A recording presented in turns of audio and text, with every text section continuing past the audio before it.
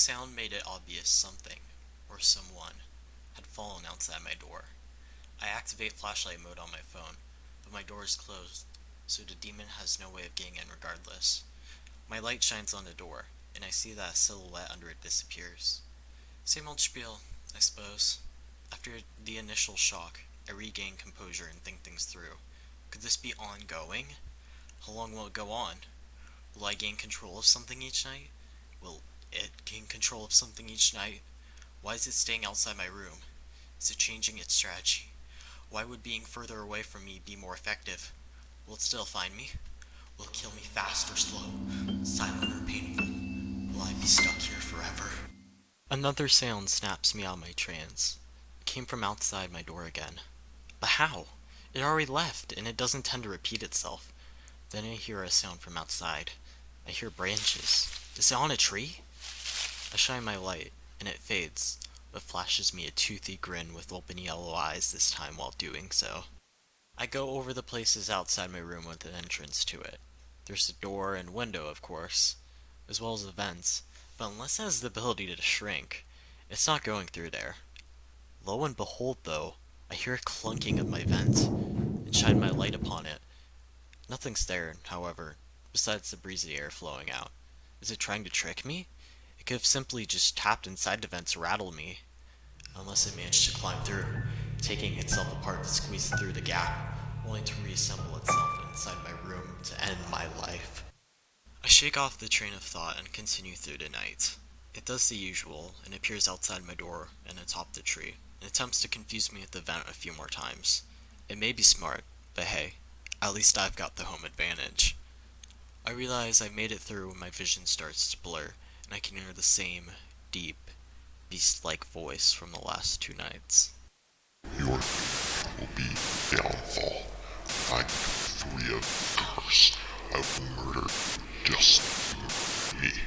Until tomorrow, Joseph Sanders.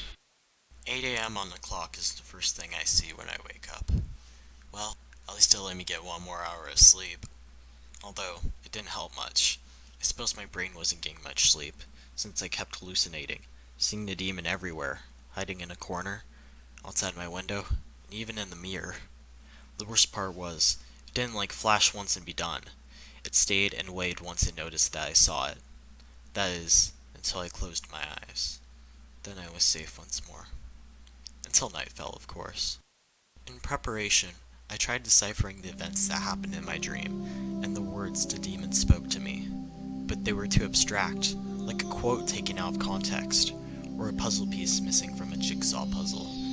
I decided to search for anything surrounding hallucinations, but all the symptoms didn't have to do with me. The closest one was fatigue, but I still felt fine, like I had gotten a usual night's sleep.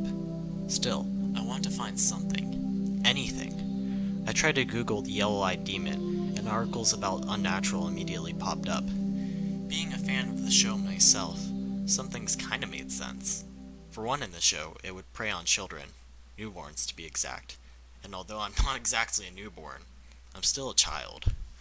I kicked myself for not watching more than 1 season. Something else that popped up on the interwebs was someone talking about how demon-like reptilians look with their yellow eyes. Although the demon had a body of a bear, it had those piercing yellows that, although not exactly slit-like, they were still a similar shade to that of a reptile, and not to mention its tongue.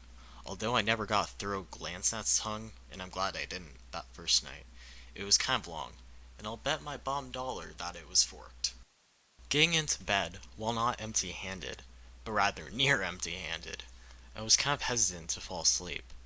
I yearned for more knowledge. I wanted the truth. I wanted the truth about the demon.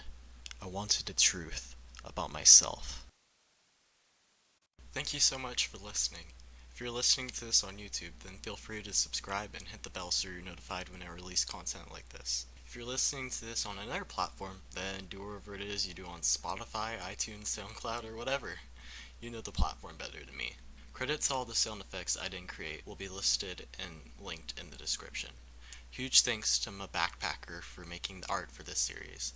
Inspiration for this project goes to Scott Cawthon's Five Nights at Freddy's and Q Code's The Edge of Sleep. Thanks again for listening, and have a good one. Peace.